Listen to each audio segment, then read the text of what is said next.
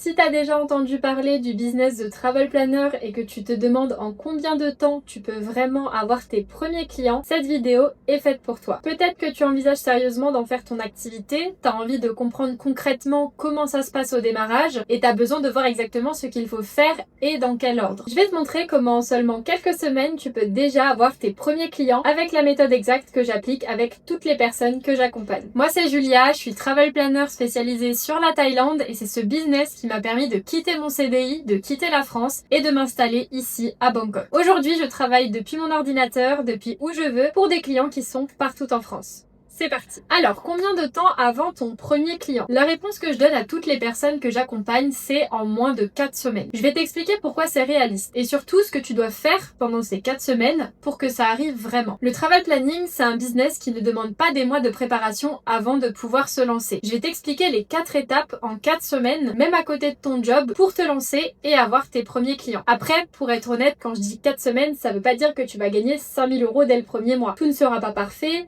mais tu auras les premières bases solides pour signer les premiers clients et derrière tu pourras continuer, t'améliorer pour avoir une activité stable sur le long terme. Semaine numéro 1, le positionnement. Donc en semaine 1, il faut choisir ta spécialité, c'est-à-dire la destination sur laquelle tu as envie de te positionner, de faire des recherches, d'en parler, etc. Parce que tu dois pas être une travel planner généraliste. Tu dois être la référence sur un sujet précis. Comme ça, quand la bonne personne tombe sur toi, elle se dit immédiatement, c'est une experte, c'est exactement ce qu'il me faut pour mon voyage. Ensuite, une fois que tu as choisi une destination, il faut valider ta spécialisation. Et ça, c'est super important parce que si tu pars dans la mauvaise direction dès le départ, ton business ne sera jamais solide. Donc, pose-toi les bonnes questions. Est-ce que cette spécialisation vaut le coup? Est-ce qu'il y a assez de demandes? Est-ce qu'elle est rentable? Et en fait, le fait de te spécialiser, ça va te permettre 3 choses. Déjà, en 1, tu attires les bons clients. Ceux qui ont déjà un projet, un budget et un vrai besoin. Ensuite, en 2, tu te différencies immédiatement sur un marché où il y a beaucoup de travel planner généraliste, être spécialiste d'une destination, c'est un énorme avantage. Et enfin, en 3,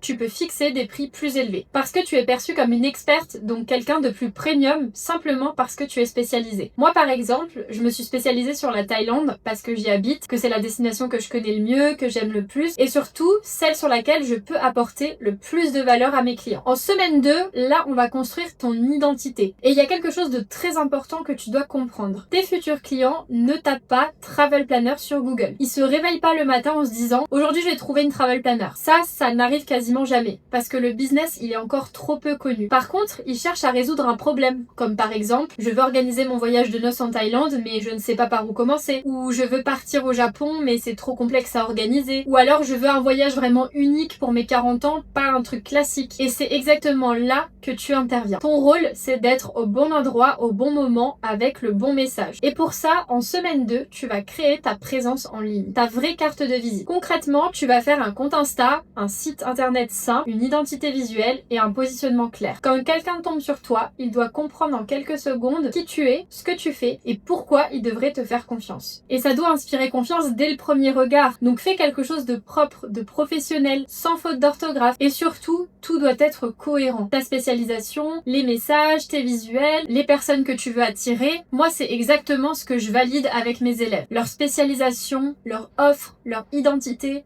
leur appel de vente, vraiment tout. Donc si tu veux que je t'aide à te lancer en tant que travel planner, à construire quelque chose de solide et à travailler depuis ton ordi d'où tu veux, tu peux réserver directement un appel gratuit avec moi. On verra ensemble où tu en es et je te donnerai un plan d'action concret pour avancer. Le lien est juste en dessous dans la description. Semaine numéro 3, attirer des clients. Là, il y a 2 points importants. C'est savoir où se trouvent tes clients potentiels pour aller les chercher et savoir comment les attirer. Il y a plein de méthodes, mais le but c'est d'entrer en contact avec le maximum de prospects. Et ensuite, on arrive à un point où beaucoup de personnes bloquent, la vente. Recevoir un message d'un prospect intéressé, engager une discussion, c'est pas vendre. C'est juste le début. Et entre ce premier message et un client signé, il y a toute une méthode. Faut pas improviser parce que ça se ressent tout de suite et le client te fera jamais confiance. Vendre, c'est pas convaincre quelqu'un d'acheter quelque chose qu'il ne veut pas. C'est juste aider quelqu'un qui a déjà envie à prendre sa décision. Et ça justement en lui montrant que tu es exactement ce qu'il recherche, en instaurant une vraie confiance et en lui donnant de bonnes raisons de te choisir toi plutôt que de continuer à chercher ailleurs. Donc en semaine 3, tu dois construire toute ta structure de vente. Tu dois savoir comment répondre à un premier message, tu dois savoir comment proposer un un appel découverte et surtout, tu dois structurer cet appel pour vraiment comprendre ce que ton prospect veut et lui montrer que tu peux l'aider. Tu dois aussi savoir présenter tes offres et répondre aux objections. C'est trop cher, je vais réfléchir, je veux comparer. Rien n'est laissé au hasard. C'est pas un talent, la vente, vraiment ça s'apprend. Moi j'ai 5 ans d'expérience dans le commerce, donc j'ai des trames très précises que j'utilise et que je transmets aussi à mes élèves. Des scripts de messages, des structures d'appel, des réponses aux objections les plus fréquentes. Donc il faut que tu sois préparé sans montrer que tu es préparé. En semaine 4, on revient au cœur du business, organiser des voyages. Et là c'est important parce que organiser des voyages sans méthode, ça fonctionne pas. Pourquoi? Parce que quand tu as un seul client, tu t'en sors, mais dès que tu en as 2, 3, 4 en même temps et que t'as pas d'organisation, tu vas perdre du temps, tu vas oublier des choses et forcément la qualité va baisser. Donc l'objectif de cette semaine-là, c'est de mettre en place ton système de travail. Concrètement, il te faut des dossiers organisés, des étapes claires, un suivi régulier pour pouvoir proposer au client les différentes options du voyage et à la fin, lui remettre son carnet de voyage. Si tu ne sais pas ce que c'est, en tant que travel planner, en général, avant le départ du client, tu vas lui envoyer, c'est un carnet de voyage numérique, c'est un document complet et soigné que le client va garder avec lui tout au long de son voyage. Et dedans, tu retrouves tout sur le voyage, l'itinéraire, la sélection d'hôtels, les activités jour par jour, les infos pratiques sur la destination, etc. C'est vraiment sa feuille de route qu'il ouvrira tous les jours pour savoir ce qu'il doit faire. Je ferai une vidéo séparée où je te montrerai le mien pour te donner une idée de ce à quoi ça peut ressembler. Une fois que toute ta méthode est en place, ça va être beaucoup plus facile. Surtout si t'es travel planner spécialisé, parce que tu vas gagner un temps fou. Par exemple, les hôtels. Au début, tu fais tes recherches, tu recommandes des hébergements et tu reçois forcément des retours de tes clients. Et petit à petit, tu construis une liste d'hôtels où tu sais que c'est 100% validé. Donc quand un nouveau client arrive avec un budget similaire à d'autres demandes, t'as pas tout à recommencer. Tu pioches dans ce que tu connais déjà. C'est ça qui te permet de travailler vite, bien et de gérer plusieurs clients en parallèle sans te noyer. Pour résumer, les 4 semaines qui te feront passer de je ne sais pas par où commencer à une activité structurée avec tes premiers clients. 1. C'est un positionnement clair sur une destination que tu maîtrises. 2. C'est une présence en ligne professionnelle qui inspire confiance. 3. Une méthode pour aller chercher tes prospects et les transformer en clients. Et 4. Un système de travail qui te permet d'exercer avec qualité et efficacité. Après, chacun avance à son rythme. Tu peux le faire plus rapidement, mais tu peux aussi prendre plus de temps. Mais 4 semaines, c'est réaliste et dans tous les cas, j'accompagne mes élèves jusqu'au résultat. Voilà, maintenant tu sais exactement ce que je fais avec les personnes que j'accompagne, semaine par semaine, étape par étape. Si en regardant cette vidéo, tu t'es dit c'est exactement ce qu'il me faut, je peux aussi t'accompagner personnellement à devenir travel planner et devenir libre grâce à ma méthode de spécialisation, même en partant de zéro sans avoir d'audience. Ça te permettra de travailler depuis ton ordinateur et de gérer ton temps comme tu veux. Pour ça, tu peux réserver un appel avec moi pour qu'on définisse ensemble un plan d'action concret qui va te permettre d'atteindre tes objectifs. C'est totalement gratuit et le lien est juste en dessous dans la description de la vidéo. Voilà, si cette vidéo t'a plu, tu peux laisser un petit like, ça m'aide énormément à développer ma petite chaîne. Et abonne-toi si tu veux voir la suite. Je vais publier d'autres vidéos sur comment trouver ses premiers clients, combien on peut gagner, comment choisir sa spécialisation, etc. Je te dis à très vite. Ciao, ciao!